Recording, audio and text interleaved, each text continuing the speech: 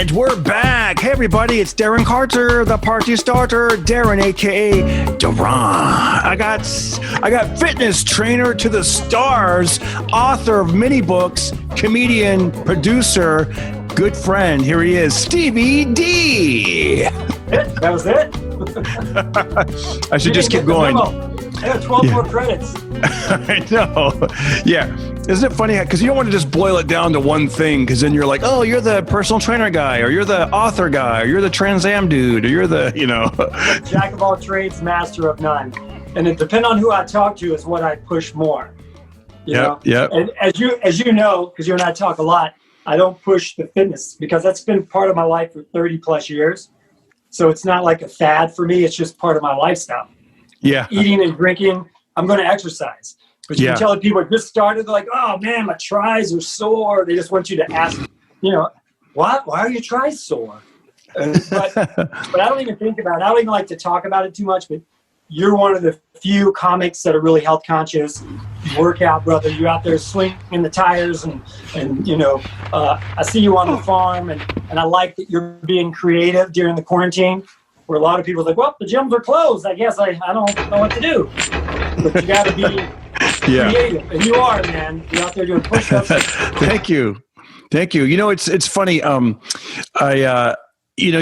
There's so many personal trainers online or whatever. They're always hawking either a book or a video or join my class, and it's so funny. You've made a living doing. Is that me in the background? Oh my God! I just saw myself on the background on the TV. Where? Maybe not. Maybe that wasn't me. I don't know. But we'll get to that later. That's Brian Callen. That's Brian Callen. I thought I saw me. You when you had hair. For a second there, I thought that was my joke where I used to put the mic on my head, but Brian Callen stole your joke. No, he didn't. No. He I already have ADD, so don't get me distracted by your background. Sorry about that.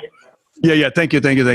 So what I was going to say is, you're a guy who, you've made a living for like, how long have you been a personal trainer? Like, I would say at least 2 decades, right?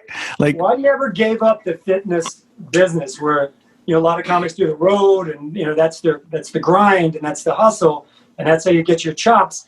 But I'll also host it. So I always had like a gig hosting something or doing red carpets for some, network. So I always like to be based here. So, back in the 90s, I started a fitness business, but it was all private training. I've never even advertised, Darren. I started with a select clientele in Hollywood, and then it networked into other Hollywood, meet my girlfriend or even my husband's in a rock band. Can you train him? So I never even advertised, ever. So it's just been a very select crowd. I go to homes. I only do privates. I don't talk about it too much because fitness, like we've talked about, it's a big part of my life. Practice what I preach. I eat healthy. Always have. I don't know if you knew this, but my dad died of a heart attack at 40. So that was always in the back of my mind. Like, always had to be healthy. And comedy was not the healthiest lifestyle. And, but you don't want to talk about, especially in your comedy too much. People don't want to hear like, oh, my life is great and I work out and my wife, they want to laugh at your misery. So, yeah. One time I was doing push-ups in front of my father-in-law. God rest his soul. He lived to be 90 years old. And he must have been about, 85 at the time. And I'm doing push-ups. And he's just like looking at me. I mean, this guy's a hardworking farmer, blue collar, just to the bone, like just salt of the earth. And here I am trying to do push-ups in the living room, I don't know if I was trying to impress him or what, but he's just eating a popsicle. And he's like, a fat comedian's funnier than one with muscles. Which, and I was like, yeah, you're right. But then I realized I don't want to be, I want to feel good. And, we know comics that do not take care of their health. It's not going to end well for them, Johnny Sanchez, who I had on my show a few weeks ago, Johnny and I have been friends since the 90s. And we met at the Belly Room in the Comedy Store. And I went up before him. I think I was wearing a vest. It was like the cheesy boy band 90s. And I think I had on Timberland boots and work vest or something. So I'm up there like a douche, Yeah. And so he goes up after me and busts my balls for like 15 minutes. Just hey, shouldn't you be doing some push-ups? Why are you telling jokes? And I'm like, oh, I hate this guy, but I like this guy, man. Yeah, and yeah. Ever since then, we've been good buddies. But and the manager of the Improv told me once, he goes, you know what, Stevie, muscles aren't funny, man. But if I did jokes, because you gotta talk about yourself. So if I ever did a joke about fitness or something, I'd say something like, hey, this lady come up to me and says, hey, your arms are kind of big. Have you been to prison? And I go, no, ma'am, I work out in case I go to prison, Yeah. And that's the thing, you know what? You ain't got to get ready.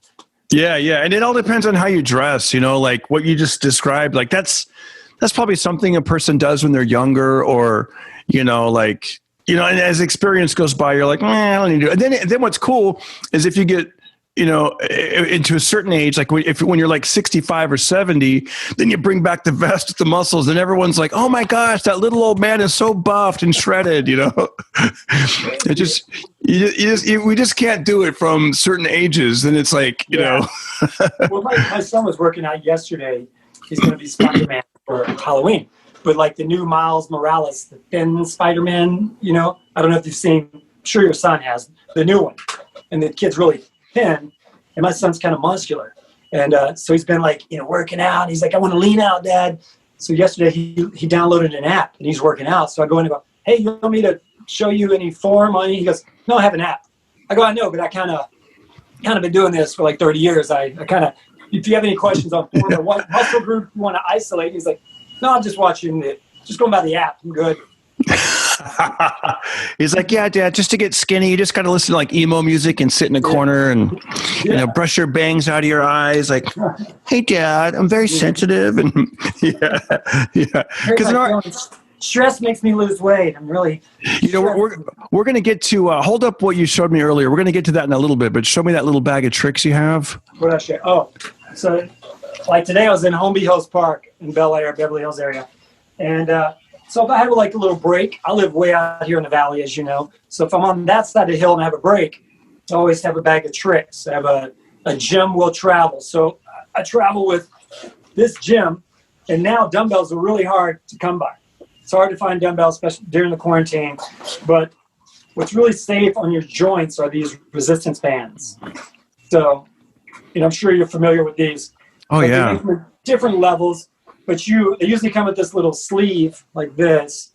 When you put it in the door and you want to make sure the door is all the way closed, then you can do your rows or your biceps, triceps, just like if you're in the gym working the cable machine. So I take that, take a hyper.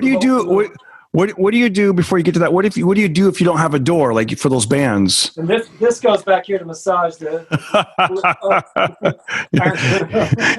you're like, hey son, I found. I know. You're like, what do you do if you don't have a door, like to put the bands on? What do you do in that case? I was doing this morning. I threw a little video. I hate to do douchey videos too. I see all these guys in the park, and this guy today had a tripod set up, and he's got the ring light and everything going. I just flip this over like a park bench, like that. Oh. And then I grab the grips, and then you can do your rows and squats or chest, turn it on this way, and, it's behind you can do the chest. But, I'm sure my son has an app to show you, Darren, how to do this. Yeah. What do I know? Gosh. But those are great, and they last a long time. You usually get them at Big Five or Amazon. I like this particular brand called Spree. There's a couple of brands. You want the brand with the soft grips so you can thread them through like this if you're doing one-arm stuff. Oh, cool. That makes sense? Yes, it does. So some of them have hard ends, hard grips, and they won't go through. You know what Oh, I see. Single. Yeah. You know what I at the boxing gym, I've seen them take those and they put it around their back and they just put their hands through and they shadow box, and I guess the band gives it like resistance, so you're like, and if it's too long, you guys, you can just tie it in a knot and then it makes it shorter so you get more resistance. Tie a knot, loop it around again. You can do your biceps, all the stuff, shoulder raise. That's amazing, right? Like I guess I grew up on the Joe Weider, those muscle mags with incredible holes. Like that's what I wanted to look like, as a 10, 11-year-old. We'd look at that. And I used to think like, bands, that's for women. Men, we lift weights. But I'm seeing that, you got the muscles and people got the bands, and the boxers, I see them with the bands. You don't really, I don't think you necessarily have to have like dumbbells or kettlebells. I mean, it helps, but it looks like you're getting a good workout with just the resistant bands. Yeah, those are tough. And you can always do manual resistance stuff like the push-ups, lunges, jump squats, stuff I see you doing. Like I think early in the quarantine, you and I both did a push-up 1 hour thing, which was good, which I had never challenged myself for 1 hour before the quarantine. Oh, yeah. How many can I do? Because, do 50 at a time or 80 at a time, whatever. But I'm like, well, shit, how many can I do? And my buddy, Kenji, he's a chiropractor, Dr. Kenji, you know him as well. Yeah. And his wife, Candice Michelle, WWE former champ. But he broke the Guinness Book of World Records for deadlifting, and he's not a big guy. So, and I was there he wanted to break the 24-hour record. How much could he lift within a 24-hour period? So he would do sets of like 115, 12, 15 reps. He'd bump it up to 135, but he had it mathematically broken down to how he could beat this 1,100,000 pounds within 24 hours. I think he broke it around 22 hours in, which was insane. Did he start heavy or light, or do you remember? So he went, like I said, he would do increments of 115 pounds. He had it all mathematically, and he would do a set of 15. I think he did 5 sets within 3 minutes or something. Then he would rest for 2 minutes or whatever it was. He would sit on like a Swiss inflatable ball to keep his back aligned without a weight belt. So that just got me to thinking, I wonder how many push-ups I can do. And so the day I did it, I didn't sleep well the night before. I had a headache. And I went ahead and busted out. Real quick, I'm sorry. Before you give us that number, do you happen to know the world record for how many push-ups someone can do in an hour, or do you have any idea? Should we Google it? Until after I tried it. Oh. Because I'm like, dang, I was almost halfway there, and I didn't really. Really? So what was the record? I think it's 2,200 in an hour. Wow. 2,200 an hour. The guy, I don't know, he probably weighed 112 pounds. I don't know. My problem was I probably wasn't properly hydrated, so I would fatigue, but mentally I still had the energy to keep going, but you go to failure. It's like when you do a bench press. I don't know if you've ever done a drop set, where you do a set of 12, and so if you're doing 3 sets or something, so you do 1 set, and on the 3rd set, it's either called a superset or a drop set, where you do your reps and you take some weight off, and you keep blasting them out. You keep taking weight off until you can't do anymore. It's going to failure, and that's the way push-ups are. And you can't get another push-up, and you're pushing, your brain's going to go, and your arms go, F you, it's not going to happen. Yeah. So I broke it up. I knew how many I had to do every 10 minutes to try to. So just to give the number, I think I was going for 700, and I did 838. So the final total was 838. But I wish I would have hit 1,000. But like I said, there were times where I still had the energy and the mental capacity, mojo to go, but your arms are saying, oh no, we don't care about your mojo. Your arms are saying, oh no. If you were to do it again, how would you change it up? I would probably consult Kenji and see how I can recover quick in between those breaks. So I did 50 at a time or 60 at a time. Then towards the end, it got down to 20. And then, I'd rest for 2 minutes and recover, and I'd get up. And like I said, I'd have the hypervolt, which is this right here, a little massager. And I would just kind of hit the deltoids or my pecs, and just try to recover, because they would lock up. Like, you ever done dips, so many dips where your arms just feel like they're locked up? I try to get them to relax again. And it's funny. I've never challenged myself to see how many I can do in an hour, but I read this. No, I didn't. I didn't, but it wasn't in an hour. I was just like, what I did, and they can check it out. There's a link on my YouTube channel. I did 400 push-ups on the 4th of July. And I thought, you know what, this is cool. I want to do something kind of, to show people, hey, let's, I'm going to try to improve myself. Let's do something, like positive. It's the 4th of July. It's America's birthday. Let's do something, be kind of fun, red, white, and blue. And maybe I'll have some sparklers. I don't know what I was like, I want to do something cool. And you did in the American flag thong, which was really good. I did have those red, white. They were kind of short, to be honest with you. The dolphin shorts. You want the boys to watch too, Yeah. I know.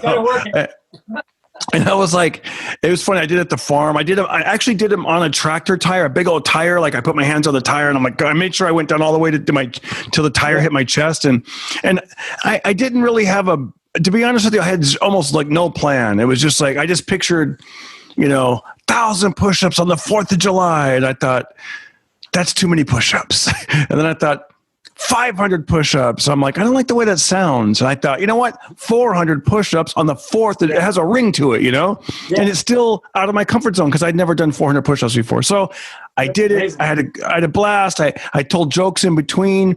So it's not just working out. It's like I'm cracking, doing jokes concerning the tire, like basically a lot of tire puns and this and that. And they got my nephews, my son involved. Yeah, exactly. I'm getting tired or whatever, whatever the jokes were, Yeah.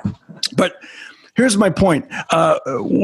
You guys want to try this at home, give this a shot. I looked this up. There's years ago on men's, I think it's Men's Fitness. Yeah, Men's Fitness. They had this challenge and they said, how many push-ups can you do in 3 minutes?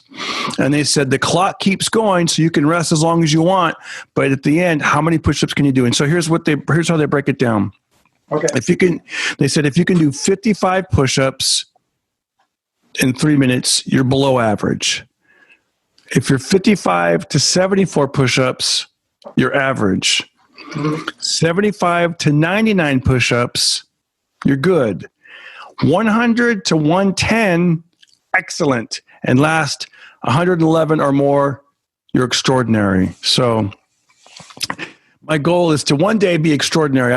The most I've gotten is 103, but it's been a while, and I'm probably back at the 75 to 99 range. No, you're doing good, man.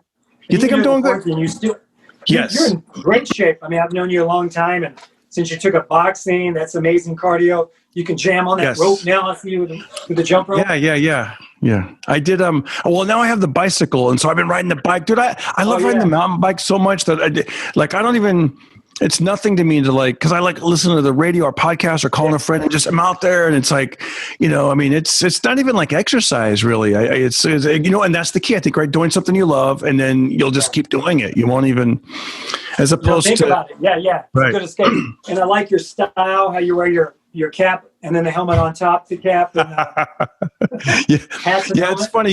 You're the only one that noticed that. And then after you commented that everyone noticed it. I'm like, damn, because I bought the bike helmet, but I was getting, so I put a sun visor on. Yeah, exactly. I'm looking for a helmet around here. I know. There's a helmet around here somewhere. So I want to ask you this. So we don't have to give away names because he does private training and for like celebrities and big CEOs and this and that. What does it rhyme with? Okay, rhymes with. Rhymes with. Well, no. But here's what I want to ask you. Like, you told me about somebody you had trained in the past. He was like, I want to say he was in his 80s. And tell us about how his transformation went. Do you know what I'm talking about? The man that was in his 80s? Was he a celebrity or just? I'm not sure, but I know he had like some kind of health problem. And you said now he's actually able to. Yeah, so I trained this guy who was in okay shape before, and then he got a blood infection. And while he went to Israel. So he flew him back with the nurse. He was basically on his deathbed. They didn't think he was going to pull out of it.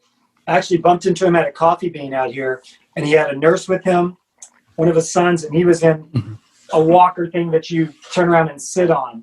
Yeah. And I was like, hey, champ, let's go, champ. What do you do? Get off your butt, man. You do anything to get out of a workout. And he looked at me. He didn't even recognize me. Oh, I thought you were just some jerk. Yeah. Hey, give this guy $1 so he'll leave me alone. But then he came around. He's like, hey. Anyway, so I started working with him again. And at first the doctor said, maybe like 5 pounds for like 20 minutes. I go, fuck that. Has your doctor ever trained you? No, but I have. I know what you're capable of. So I brought him back stronger than he was before. The man's in his mid-80s, and now he's doing 60 plus push-ups. Wow. You can do like a 5-minute plank. I let him do a little bit of an angle, like on the edge of like a bench, but still, the dude is in amazing, shape. And yeah, it's stories like that. But I always downplayed my fitness business because I moved out here for entertainment like you and to be a host and to be a comedian. I've got a million projects going, but I never will ever stop exercising. And I like helping people. I want people to know that you don't have to have the fanciest equipment. As long as you eat clean 80% of the time, weekends, get some pizza, get, cookie, whatever. And my morning trick, I always talk about that apple cider vinegar. I don't get this shit free either. I pay for this. I get free stuff all the time, Darren. I just got a box of supplements the other day, which was good stuff. It's all vegan-based products, but I just don't hawk products. I got a gig once as I was fitness modeling at the time, and they used my torso, they used my body, and I didn't know what it was for. It turned out to be a food delivery service. Where you order your meals, and it was my body on the box. I never used the service. So don't believe the hype. There's a great documentary called Bigger, Stronger, Faster. And it's about these guys that idolize wrestlers. They're from like Wisconsin or Iowa or some shit. And they moved out here and they started working at Gold's Gym because that was the Mecca. And then they saw like, oh, everybody's on juice. You don't know everybody's on steroids. So the whole thing's about how the supplement business is full of shit. But if you eat clean, you know what to put in your body, then you're going to be good. I've been doing apple cider vinegar in the mornings for 5 or 6 years. I used to get ear infections in the winter. So did my wife. It cuts down inflammation, helps your digestive system. But when I started kicking it up a notch, Ken G told me this, is you add fresh squeezed lemon and cayenne pepper. So that creates an alkali system where viruses can't live. So haven't had a cold, haven't been sick at all during the whole quarantine. I sleep nude. I pass out drunk in the yard sometimes. I'm not even a sniffle. Not even a sniffle. This bottle of apple cider. Yeah. That's right here. Keep it in my back pocket. But, it's really good. It's good for your digestive system. Cuts down inflammation in your head. It's good stuff. And then I showed you once, I took a picture of all my super shake I do in the morning. Yep. All of that. So that also I can send you, if you still have the picture, if you want to put that up. Instead of telling you it's about 8 or 10. Oh yeah. I'll put the picture in. That's good. Yeah. That's a great idea. So that's easy. So there's so much. So before we move on to other things, how should somebody start? Let's say they don't want to pay the gym membership. They just want to start. They're just like, you know what? I don't like what I see in the mirror. Where can they start? Let's start free, like without them paying. You know what I mean? Or maybe they should pay some, because maybe then they feel like, well, no, that doesn't work either. I was going to say if they pay a gym membership. Yeah, go ahead. The best thing I recommend people, first of all, what you're doing with the bike is great. Everybody likes to ride a damn bike. Yeah. So get your bike. If you have a bike, get you a visor. Put your helmet on top of the visor. First you have to look cool. But if you're exercising mentally, once you get in the habit of doing it, so repetition creates habit. So if you say 10 o'clock every morning, I'm going to go for a walk in the park, start with the walk, then you may do intervals of a walk for 3 minutes, then jog for a minute, and then go 2 and 2, and then start jogging more than you're walking. I hate to jog. I love bike riding, jump rope, kickboxing, but I hate to fucking run. Me too. Yeah, I like tennis though. Like if I'm playing tennis, or then I'll run if I'm playing a game. But yeah, we have a trampoline. I'm always playing sports with the kids, so I know I'm getting in 10,000 steps, whatever it is a day. But what you want to do is make an appointment with yourself. And what that means is be accountable. So if you say, tomorrow I'm going to work out at some time, I'm going to, make time to work out. That's BS. You're kidding yourself, because anything's going to be an excuse. The phone's going to ring. Oh, this is on Netflix. I didn't know this was on. Oh, I forgot. No, but if you set a time, then you're accountable. It's good. Make an appointment with yourself. Yes. You know what yes. I mean? Cool. And also, like I said, if you're good 80% of the time eating, Darren, I don't do meal plans for anybody. I'm like, you're not 8 years old. You know what to put in your body. Oh, is a candy bar good? Because it has peanuts and that's protein, right? No, you know what you want to eat closest to the earth as possible. So the more middlemen you put in, the more shit that's in your whatever you're eating that you can't pronounce. That's not good for you. The longer the shelf life something has, the worse it is for you. So eat as fresh as possible, as clean as possible, easy on the carbs, and on weekends, have a cheat day. Yeah. It's moderation, not elimination. You got to treat yourself. Yep, that's good. Don't overindulge and don't deprive, I guess. It's funny. My son was, what is it? Because I also, I told myself, let me do, last month I said, I'm going to do 50 push-ups, 50 sit-ups every day, and I go, let's just do it every day this month. See how, that way I can, like you said, make it a habit. And there's some days that I missed, but I said, that's okay. Keep doing it. And then it carried on over to October. I'm like, I'm going to keep doing it. And then it's kind of funny because my son the other day was laughing. He goes, Dad, nobody cares about a comedian doing push-ups. And then I go, what do you mean? And he goes, imagine if I went to like the Beatles, like YouTube channel and then like, it just showed them doing push-ups. He goes, we want to hear influencers and, but they do want to know what the Kardashians are doing. Right. Get that junk in the trunk or whatever. What are they doing? Yeah, exactly. Like if they could go to David Goggins for the motivation, or they could go to this guy. But I'm like, you know what? On top of the comedy, on top of the podcast, I'm going to throw in a little, positive. Like, here's what we could do, guys, together. Yeah. And I'm telling you, it's great, Stevie. As you know this, it's like the more you put it out in the universe, it comes back. And I have friends that. They're like, dude, I used to get mad every time you posted. And then they were like, you know what? I need to do that. And then they go, how do I start? And then I would be like, just start with just 1 or 5 or just however many, even a little. Because at first, honestly, when I started doing push-ups, I was on my knees. I didn't even 5 years ago. I couldn't do them that well. I had to do I was like, oh my gosh. And then eventually, pretty quickly you learn how to do it. But anyways, enough of the push-up talk. I want to do a shout out real quick before we get into this next topic. Shout out. I got to do a show pretty soon. We'll keep it super short. Right. I want to do a big shout out to the producer of this episode. She's a gift to the show. Cindy Larson Music. Cindy Larson Music made a huge donation. Thank you so much. She went to my Venmo at Darren Carter Comics. She's from a small town. She's a musician. And, right on. And you're from a small town. And I wanted to get into this. You've written 2 books. I know you don't have a lot of time. How much time can we talk? I got like 5 minutes maybe. I got to set up shop. Okay, good. Let's do this. This is one of his books. Are the words backwards? I don't know which way the camera is pointed, but it's called Trans Am Diaries. That's right. There he is, the Trans Am Diaries. So the long title. So I titled it the Trans Am Diaries, but it's a memoir because what I didn't say is I had.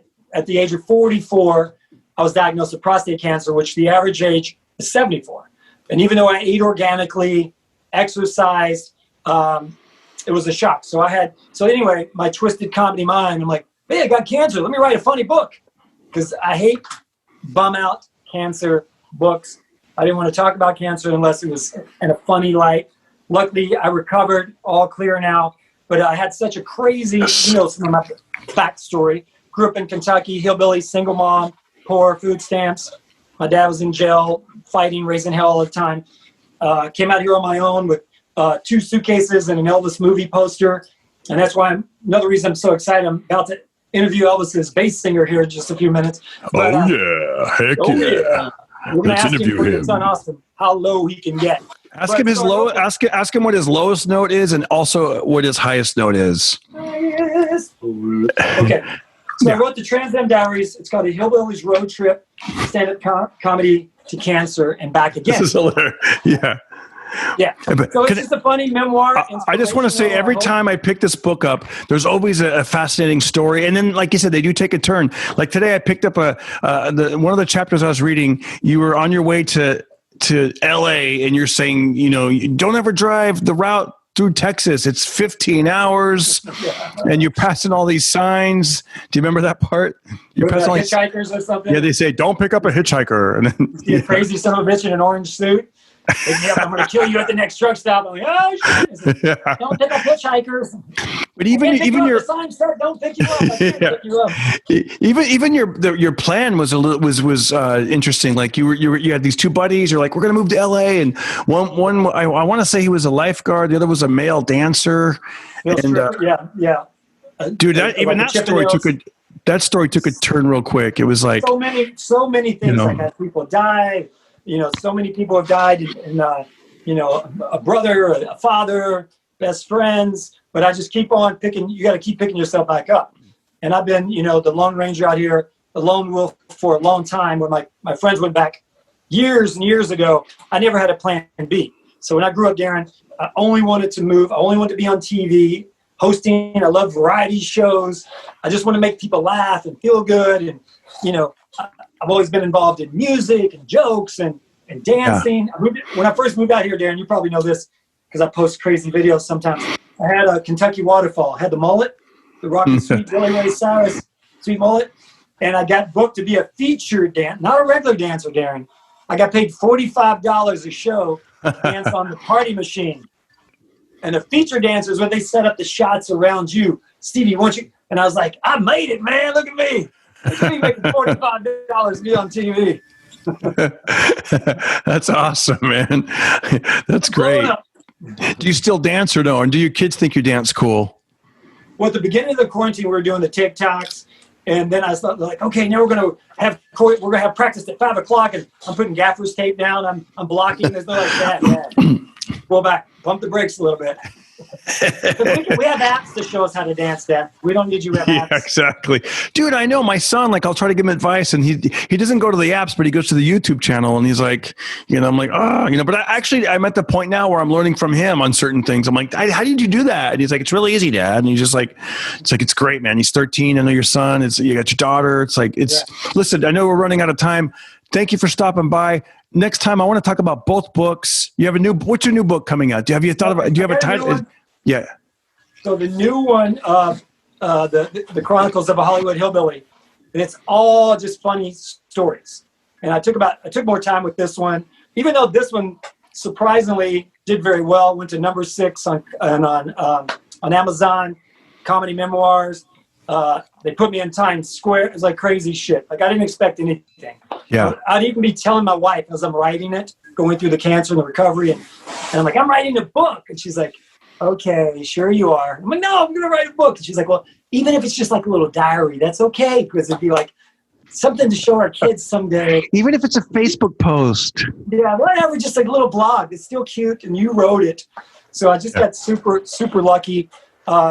So the new book was supposed to be out at the end of summer, like August, September. And because of the quarantine, there's no book festivals, nothing going on. So hopefully it'll be out before Christmas.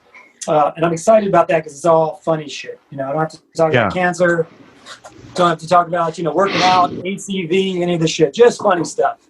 Nice, man. Well, I want to talk more about the books next time. Stevie, I know you got to run. And enjoy your interviews today. And where can people? What's your YouTube channel? Where can people see your show where you interview people? What's a good place for it? Yeah, my show's called "Come On Get Happy Hour." Come on, get happy hour. Come on, get happy hour. Yeah, we have a lot of comedians, rock stars, people like Darren Carter's been on there. Oh yeah. I had a podcast 5 or 6 years ago, video kind of like this. And you were my first guest because I had the party starter. And then I think I had you back as the 25th episode guest. That was great. So you always bring it for me. But it's on YouTube or Stevie D and his so-called friends on Facebook. Beautiful. Beautiful, man. All right, buddy. Thank you for having me. Have a great show. And I'm going to go do some push-ups now. All right. Okay, man. 1,000. You got it. All right, buddy. Well, not 1,000. I won't do 1,000, but you got it. I mean, over the next week or so. Go ahead. Oh, yeah. Or year. We'll do it over the next year. Wear your body. All right, bye. We're done with this interview. Everybody listen to Darren Carter. We all know he's the party starter. So if you want to listen to a podcast for free, then listen to The Pocket Party.